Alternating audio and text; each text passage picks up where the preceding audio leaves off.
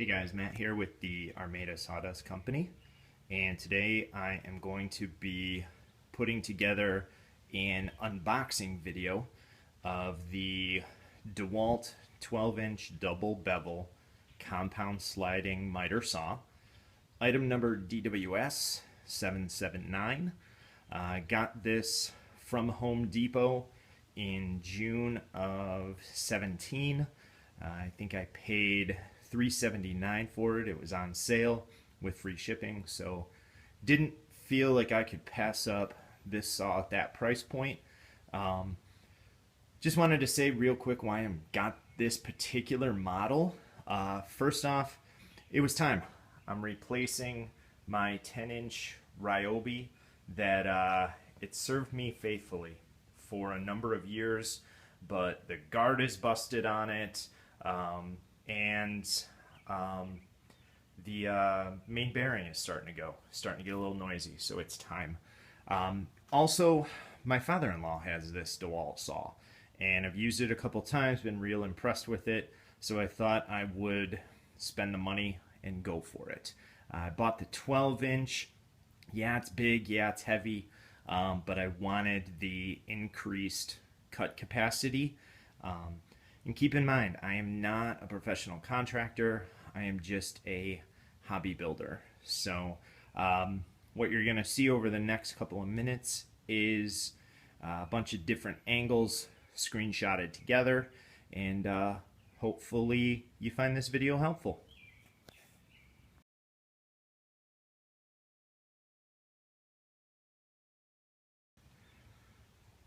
All right, here she is all opened up with the plastic off. Right up in top, looks like we have the instructions, and looks like the trim brackets for saving your fingers. Get this off.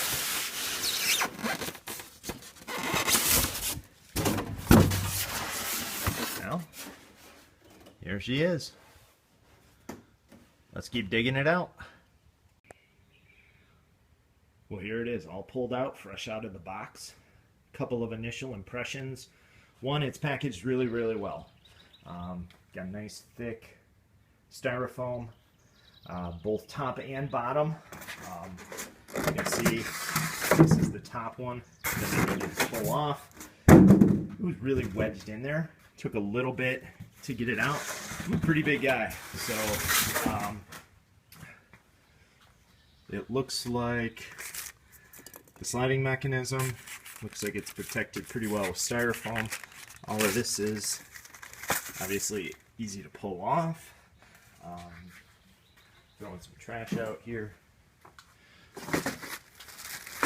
Looks like they did a decent job protecting the cord, making sure that didn't get screwed up in delivery.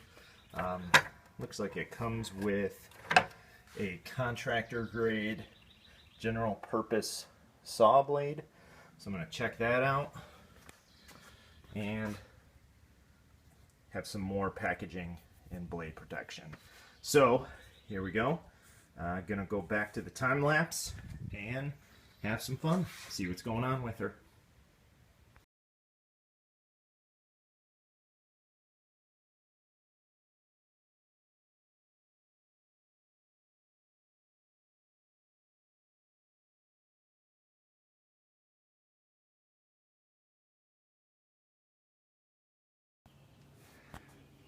Alright, so I got it all unpackaged.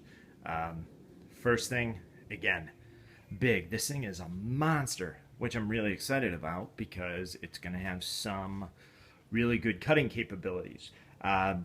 One thing that I'm going to check out right off the bat, see if there's anything I can do about it, is the slide seems really, really stiff. In order for me to pull it back, I'm really having to grab pretty tight. So, if you look on the back side, looks like that little lever there will let you lock it out.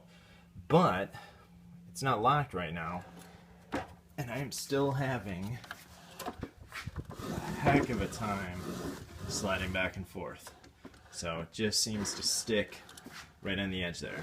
So we're gonna see if there's a way to address that, or maybe it'll just loosen up with some usage.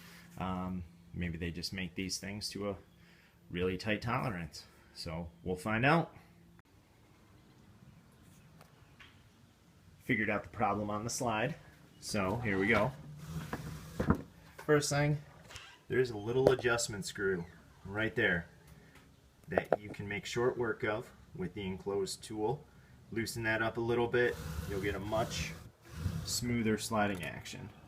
Next thing I wanted to do was double check blade alignment. So just got my speed square,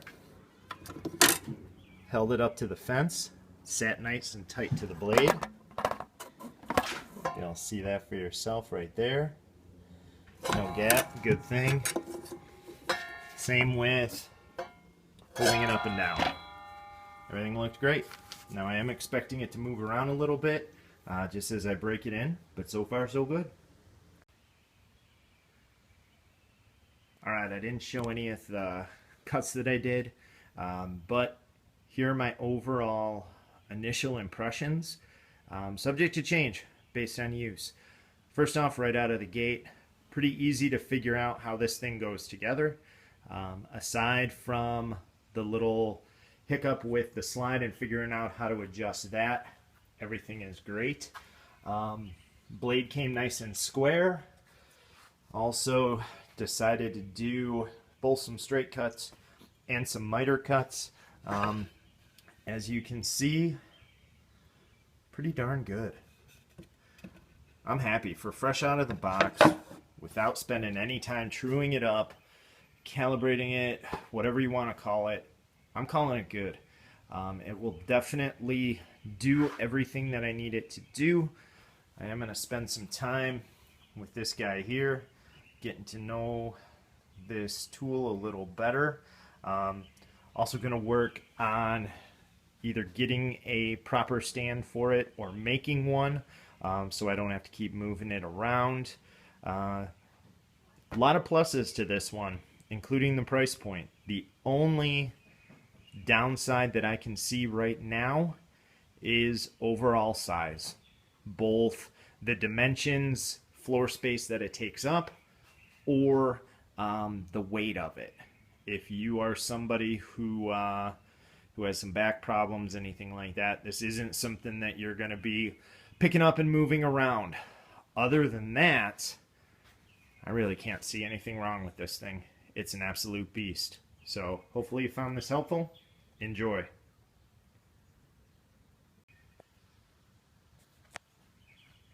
Quick add-on, friends. One thing I wanted to point out about this particular model that I will be adding myself, doesn't have a laser.